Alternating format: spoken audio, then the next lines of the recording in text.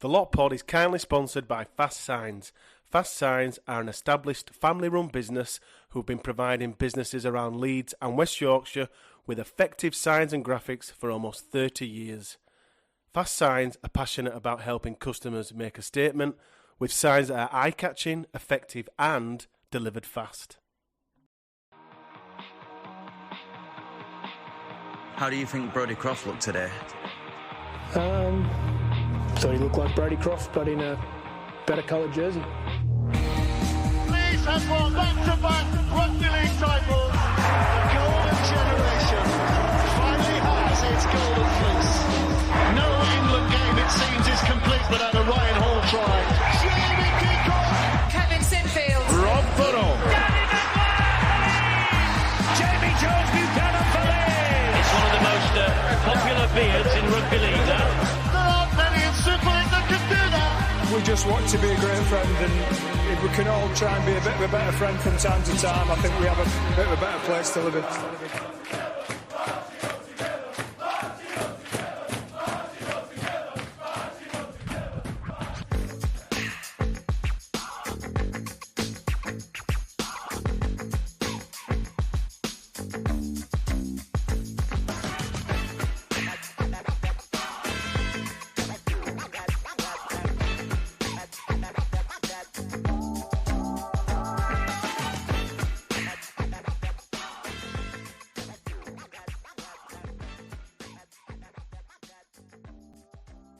Hi everybody, welcome to the Lot Pod, the Leeds Rhinos Lot 17A podcast, kindly sponsored by Fast Signs. It's now time for another weekly roundup of all things Leeds Rhinos.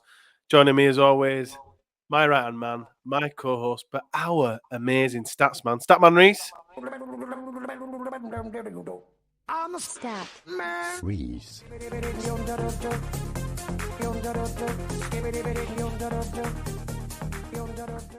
How the devil are you, Statman Reese? Busy. Yeah, very busy. Busy. I'm going on annual leave tomorrow, and it's one of those things where everyone just decides to go, I need this by then. Like, great. But on annual leave tomorrow, which would be good. Which means you aren't on the Saints review. No, I tried not to book any holidays this year before the season fixtures came out. But for what I'm going for in London, I could not go. So I just booked it on an impulse. So yes, I feel like I need to fill that gap in. You ever go? You do like the live orchestras of a movie. By the way, I'm really glad you said this because I was just about to say something really stupid. So you've saved yourself there. Yeah. So we're going to see Lord of the Rings: Return of the King with a live orchestra at the Royal Albert Hall, and then we made a weekend of it. What do you think? Anyone who knows me will know that I'm a Lord of the Rings nut. So. What do you think, everyone? People are watching this on YouTube now. If you are, please comment below. Do you think that is an acceptable excuse? Lord of the Rings live orchestra or the Lot Pod Smashing Saints review? Leave a comment below. Let us know. Aaron Bauer on the Rowan Smith presser was dressed appallingly, but he always is. That's a whole other issue. But he did mention your 47 try. Did he? Potential Ash Handley 47 try. Did he actually mention it? He continues on this. He didn't. He said, "Oh, I heard a stat this weekend from somewhere that said that Ash Handley is currently predicted in this form to get 47 tries this year." So he didn't say the Lot. Oh, hang on a minute. That's a bit. I should have been credited for that. But we know Rowan listens to us anyway and watches us, so he would have known that it was your stat. How do you feel about that? I feel like I broke the news to you. I'm a bit disappointed that it wasn't mentioned as us, to be fair. But what was Rowan's response? I feel like I need to go watch this. Watch it afterwards. He just says, "Yeah, I'm gonna have to." Amazing form, and that the Lot Pod is the best independent rugby league podcast on the planet, which was very nice of him to say. That sounds absolutely logical, does that? He didn't have to say that, but no. Yes, thank you very much, Rowan. What have we got coming up today? So the usual two parts. The round part one is just everything that's happened in the last week in the club. So any news, any results that happened last weekend, and also what fixtures are coming up within the network of the club this weekend. And then part 2 is to preview the game against Saints on Friday. Where do we start? Where would you like to start? I'm actually not going to start. Oh, actually, no, I will start with transfers. Let's start with transfers, because I wasn't expecting to be talking about transfers so early in the season. But we've had a permanent transfer out and a loan transfer out. And the permanent transfer is Daryl Alforts has joined Wakefield Trinity with immediate effect. It is. I think it's a loan, but it's a loan until the end of his Leeds Rhinos contract. So it's pretty much, people say... No, it says they've agreed to the transfer of winger Daryl Alforts with immediate effect. So it's a transfer. Oh, I'm completely wrong then. I'm drunk. I'm not. And this is why I do the news section and you don't. And I don't, because I'll just make things up. Look, and a lot has been said about Daryl Alforts, and we can put this all to bed now. It didn't work out. It was a shame. I think there was some fans didn't agree with the sign initially. Some agreed with it. It hasn't worked out, and I just wish him all the best. And I think it's good, not just for us as a club, as Leeds fans, that Daryl moves on, but I think it's good for Daryl as well. Would you agree? Yeah, I think that's summed up really well, to be honest with you. Good for both parties. I also think it says what Rowan thinks about Lewis Roberts' progression, in that he's now the number 1 backup winger. I also think it says he's confident what is coming up with the academy, in the likes of Ned McCormack and Jack Smith, that centre winger role. I think Riley Lund played at wing the other day for the reserves. So I think it says those two things, that he's confident with Roberts' progression, but then also confident with what's coming through. So I think it's good for everyone involved. I feel as well, now that Alforts has left, that pathway that you mentioned there is opened up even more. Like Max Simpson, Jack Smith, Ned McCormack, they aren't a million miles behind Lewis Roberts. So I feel the chances now for those younger kids, for those younger men, are closer and within reach more than having having a pro, quote unquote, Daryl Alforts Super League player there as a backup. Agreed. So, good luck to Daryl at Wakefield. We might see him. Thank you. We might see him again next year when Wakefield probably inevitably come back up. The other out was our mate, friend of the pod, Tom Nicholson-Watton, has joined York on a loan, and it seems to be a loan for the season. However, I gather that it's very similar to sort of Corey Johnson's deal, where he'll still be training with us, and I suppose we could probably call him back at any point as well during this, by the sound of things. I'm a bit gutted because, as everyone knows, I'm an enormous fan. I think we both are of Tom, but his chance at Leeds will come. It's going to come, Perhaps it isn't now.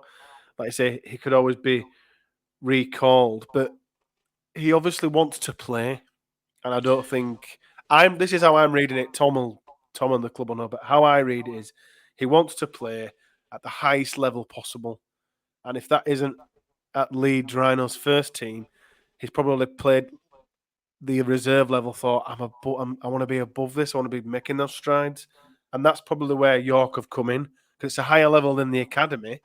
And he's like, well, if I can go to York, be guaranteed to start there, be guaranteed minutes as part of my development, I would much rather do that than play academy rugby league. Do you agree?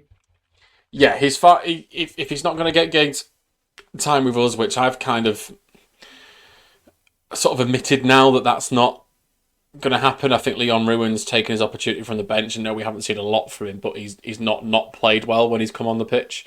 So I think he's taken that opportunity. So and Tom's not going to.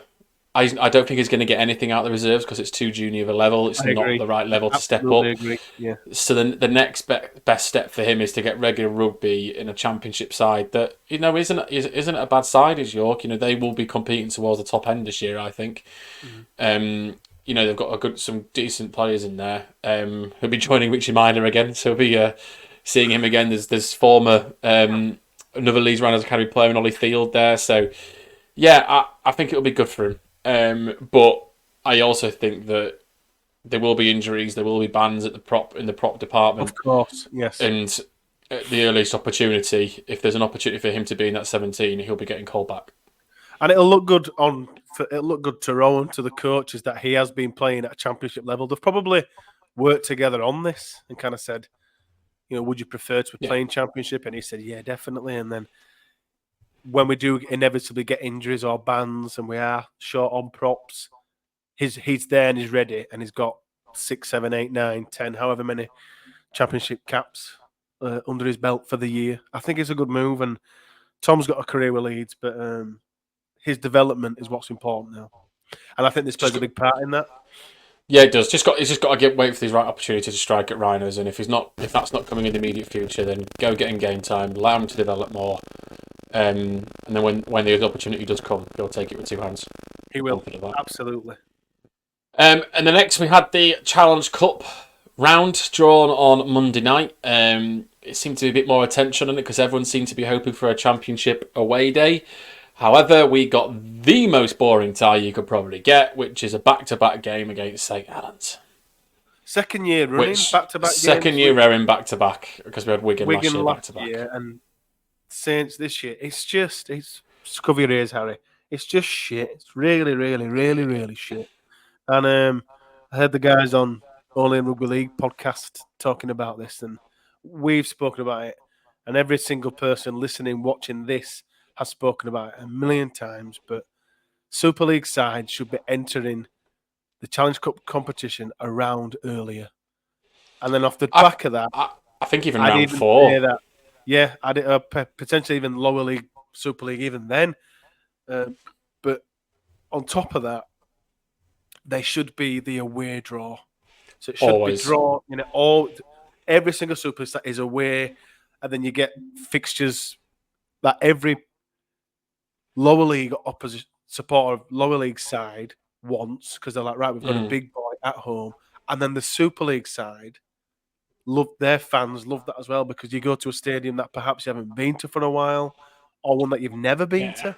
I really want to go to places like Workington, Whitehaven. I really wanted Halifax. And if that happens every year, you're giving more opportunity for great giant killing cup upsets. Yeah. The way the game, the classic example of that is the Batley Cast tie. Yeah, because that's a great tie. That's the only tie of the round. One, you know what? That's a really, really good game and opportunity. But that's the sort of game you want to see probably round 4, round 5, and a bit more often, and more ties like that, because that is actually a potential banana skin for Cass. Yeah. Oh, the Batley will beat Cass. But it just seems every year we're all, and by all, I open that to all Super League clubs, really. We all watch that draw in hope of getting that game like Cass have, like Wigan have. I know they've got Sheffield at home, but you want that dream away fixture, and the second it comes through and it says you've got bloody Saints or any Super League side, you're just like, this is just, cover your ears, Harry, it's just shit. I'm going to blame myself a bit, actually, with this, because I'm missing the league game. I reckon the gods have said, no, you've got to... We'll draw Saints again so you can see them at home. Yeah, you've got to... So you can review that one. I'll take the hit on that one from there. So, to the results then that happened last weekend. So, starting with the netball team, the good news is they got their first win of the season, and they smashed Strathclyde 73-45. So, not a bad way to get your first win of the season. Yeah, not exactly, bad. Yeah. So, congratulations to the netball team. And the reserves played as well, with a very young-looking reserves team, but plenty of talent in there. They unfortunately lost to Lee away 34-24. There were some first team players in the Lee side, like Ed Chamberlain, Ben McNamara, and Jacob Gannon and Oliver Holmes. But I still thought that the Rhinos lads did well. But a good start for some of those youngsters as well from there. Coming up to this week, there is a game on Thursday evening. And that is the under-18s. So the under-18s academy get their season started at Stanningley. That's at 7 o'clock on Thursday night. It's £5 entry for adults, £3 for concessions, and that's going to be against St Helens under 18 academy. So that looks like a good game there. On Saturday, the netball team, after getting their first win, will go away to reigning champions Loughborough Lightning, and that's at 6 o'clock on Saturday. That's also available to watch live on BBC Sport as well as that. Brilliant. So if you anyone's lost something to do on a Saturday night, there you go. And then on Sunday, the 17th, the women kick off their season in the Challenge Cup. They are against Lee, and that's at Lee Miners at 12 o'clock on Sunday. They've been drawn in a group with Lee, Huddersfield, and Hull KR as part of the Challenge Cup. They did play the Leopards last year in the quarterfinals, where they beat them 54-0. So hopefully we'll see similar results again for that. I'm really excited for the women's side to get going. Really am. I am. I mean, we always got a bit too excited last year about the women, and it didn't quite come to fruition. Every game. Yeah, you did. This year. But you know they've always seemed to be up there, and I think it's a good opportunity to get some silverware. Yeah. Is a Challenge Cup for them, so hopefully they kick off their campaign well on Sunday. Agreed. Cool. So that's all the club news. On to previewing the game on Friday against St Helens. Go ahead. I've got the team news here. I've got the Saints team news because Saints are actually a bit more forward-coming with information over like other clubs that just don't seem to put anything up. But anyway, Paul Wellens has announced 3 changes to his squad. So Matty Lees and Joe Batcher are available, and Conrad Hurrell is also back after serving a 1-match suspension, which means that Curtis Sirinen has dropped out, as has Noah Stevens, and obviously Mark Percival has got his first of his 2-match ban from last weekend. From a Rhinos perspective, we've had some surprising news that Momorowski has been ruled out with a minor injury, which means Ned McCormack's been drafted into the squad. James Bentley and James Donaldson have come back after their suspensions, and we are still without Sam Masone, who serves his final game of his ban. Fussy Tua is out of his knee, and because it's lower than 10 degrees, and Morgan Gannon is still in his concussion protocol. Just on that Saints side, is it too easy? Is it too simple of a game plan for the Rhinos just to attack Conrad Hurrell on every single occasion, every chance? Just get it. Do you think he'll start? Do you think, well, without Percival, I think he'll start. Yeah, probably will do, won't he? It feels like I don't think he always does score against us. I know he scored against us in the grand final, but I'm trying to think what edge he'll play on as well. He'll play on the left. He'll play on the left edge. It'll be our right edge that will be against him. Yeah, I think we know he's defensively he's not great. I'd be quite confident if he was on. I think Ash's side, which he's not. I don't think he will be on, but he will be on Newman's side, I think. And Newman's got the feet and pace to really cause problems. So, but I don't think it's fair in singling out Hurrell. I think we just need to play the game plan that we did in the final 30 minutes last week against Lee, and we'll beat any side if we play like that. Saints. Don't worry, we'll beat him. Momorowski, I think that's the biggest news. Take away from this, Mommy is injured. My heart sank when this news came through. I was devastated. I thought, oh my God. But as you say, it's a slight injury. Do you think he's going to be... I think he'll be a big loss because he's got that great combo with Ash. Do you agree with that? He's hit a really good partnership with Ash, and as we said in the pod on for the Lee review, I don't think he's getting the credit for the contributions to Ash's performance so far this season. So I think that will slightly hinder us because I think that left edge has been brilliant. But I think it means that Reece Martin will be stepping up into that role, and it's not a bad replacement in reality, is it at all? But I do worry that fluency we've seen on that left edge, which Momorowski's played a big part in, especially defensively as well, will be lost, and it'd be interesting to see. I'm actually quite interested to see the difference without him in the side. Not that I wanted to see the difference, but I am interested to see what the difference will be with him not being there. Reece, you touched on Reece Martin there. Fast Signs player of the match last week for us. But I agree with you. We don't lose much, do we, from Reece whenever he plays at centre? I mean, he played centre all year last year, pretty much, didn't he? He it was was our he centre was back. the centre. No, we don't lose a lot, and I think this is where the second row depth comes into play as well. Absolutely. So yeah, I think Reece is great in that role. It would be. I don't know. I think everyone was calling him to stay sort of at centre, but I always think he's much far better at second row. But it's not a he's bad very replacement. different. It's not a bad replacement. I mean, I'd rather a centre be there, but with the absence of Fussy too, I think this is the right option to go with because I don't think it's right to play Roberts in centre and have a very young winger in Ned McCormack or Jack Smith, because otherwise Saints are just going to look at that edge and go, right, he's 21, he's 18, they're very young. Let's go test them. So I think it's the right balance to put Reece in and keep Lewis on the wing. In terms of the starting squad, I'll just run through what I think you'll agree with. Miller, Hanley, Martin, Newman, Roberts, Crawley, Mick, Ackers, Sango, Bentley, McDonald, Cam. Agree with that? That's the 13.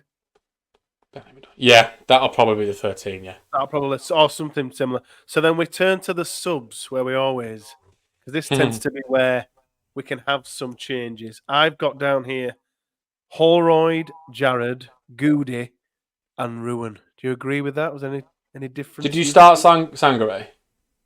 Yes. See, I'd be tempted to start Tom Holroyd. Yeah. With Aledzki. And have Sanga on the bench with Ruin, Gudemond, and Jared. And Jared. You know, Gudemond had the head knock, so we didn't really see too much of him against Lee. So I think it's, Holroyd's had 2 games off the bench now.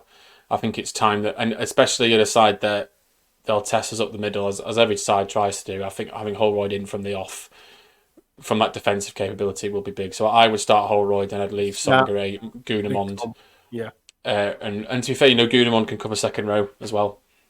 As well as, yes. So that covers us there. So Bentley's back. That's good timing. Perfect timing. James Bentley coming back to play against a team that he absolutely despises. That's perfect timing. Yeah, I have a feeling he'll be up for the game. Yeah, somewhat. I do. Not that Bentley needs much encouragement to be up for a game, but I think he always seems to be up for playing Saints more than anyone, obviously, because he used to play them, and play for them, and he hates them. Yeah. So no, I think he'll be up for it, but again, it's about controlling being up for it, because you know exactly what they're going to do. They're going to go in straight away to wind him up. Yeah. So if we get the balanced version of Bentley, it'll be really great to see. Yeah, I agree.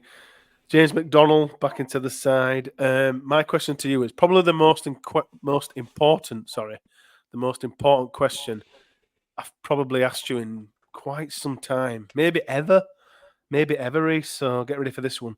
How hard should James McDonald punch Johnny Lomax in the face? You know what? I've completely forgot about that until you mentioned that. How hard should he clench his fist and just bop him around the end of his big nose? I can imagine McDonald will be doing some searching and hunting. To be fair, so he's got every right to do it. Well, he's got a free hit, right?